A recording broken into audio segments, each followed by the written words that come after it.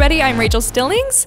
I'm from Central Alberta Film Festival, and I am here with Dianne Oullette, one of the famous, amazing directors here participating in Central Alberta Film Festival.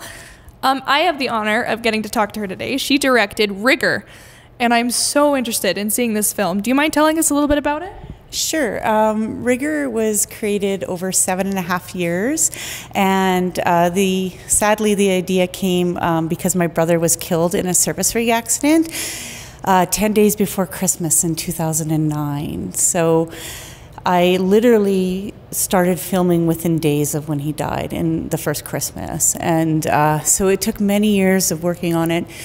And the film tells us about who he was, what happened to him, and how it impacted family and friends. So it's not like a traditional television documentary. It's more of a personal filmmaker's journey through grief, which is my journey through grief in remembering my brother. Well, I'm very sorry for your loss. How do you feel about being in Central Alberta Film Festival? Is this your first festival, or has it traveled a little bit? Well, this is officially the first festival where I'm having a screening of the film. I was accepted into a few other festivals, but one just screened the trailer, and the others they were kind of like, "Oh, you got into this festival, but there was no screening." So this is a premiere. I'm really excited. I'm hoping that people will want to come out and see it. I mean, working rigs is big. The oil industry is big in Canada, well, especially Saskatchewan and Alberta. And the accident happened in Saskatchewan. So, I mean, it hits close to home.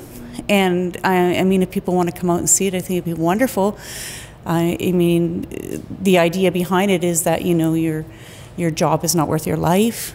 You know, and it's not just about remembering my brother, whose name was Guy. It's about being safe and caring about your family and learning to walk away when you feel in danger. Mm-hmm. So making this film and going through the whole process and the production, and obviously it takes a long time, but looking at the finished product, how did you feel? Oh. Relief. Again, it took relief. It was a 7.5 year journey. And in the 7.5 years that I worked on the film, my mother passed away too, and my grandfather on the same day, you know, 2,000 miles apart. So part of the journey, I realized, became more about grief and losing family members more than about the accident itself. I mean, the accident is the story, but there's so much more. It's more about family. And I think that's how people will be able to relate to it, because it could be anybody's family. Yeah, yeah. And the relief was that, oh my gosh, I'm finally done. Over the years, I contemplated, you know, how am I going to do this? How am I going to tell a story? In the beginning, with grief, you're so angry and you just want to like go out and like point fingers and say, you did this, it's your fault. But as years went by, I realized that wasn't the story, because it could have been such a different story. And I didn't do that. And a few years before I finished, I applied to the Canada Council for a grant, and I landed one of their grants, and it helped pay for the film. And then, thank you. And then the Saskatchewan Film Pool Cooperative came on board to help pay for some of the festival entries, which is really nice that they did that too.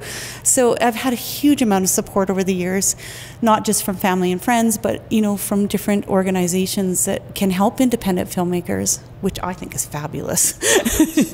Well, and it's so important too, because you're gaining all that support from people around you, so you're able to pass the message of how important family is, and you can't take family for granted, right?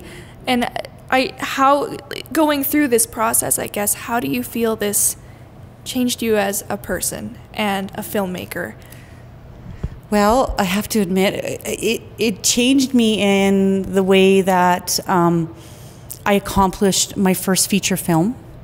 And to me, I never thought I would make a feature film. I always thought I would stay in the short genre, because I've been making films for 22 years. And they're all short. I mean, this is the longest film I've ever made. And I think you you start to realize that there's more than making films, actually. Weirdly, I started pursuing my master's degree in film in the last few years, and it just opened up more doors for me finishing this feature film, because I realized that, you know, maybe I can teach other people how to make films. And so if I finish this master's degree, then maybe I can encourage and mentor other filmmakers who want to, or up-and-coming filmmakers who want to make their own projects. And I think that's what I want to do. I want to inspire and mentor more people over myself making more films. I seem to be running out of films because they're all so personal, and this is probably the most personal film I've ever made, although some people might disagree because some of my shorts are very personal as well. But those personal projects are what makes them so special. And it makes the audience receive an emotional message that you don't get from every movie that you watch. When you have a personal story, you go into it with all your heart and your mind and your soul, and you make it the best of your abilities. And the fact that you're able to do that is absolutely incredible. And want to share it with other people, it's amazing. Like, it is amazing. So thank you so much for coming in today, Dianne. It was a real honor. Oh. You're welcome. And I wish you the best of luck in our festival. Thank you so much. I'm Rachel Stillings. Thank you so much, everybody, for watching. Bye.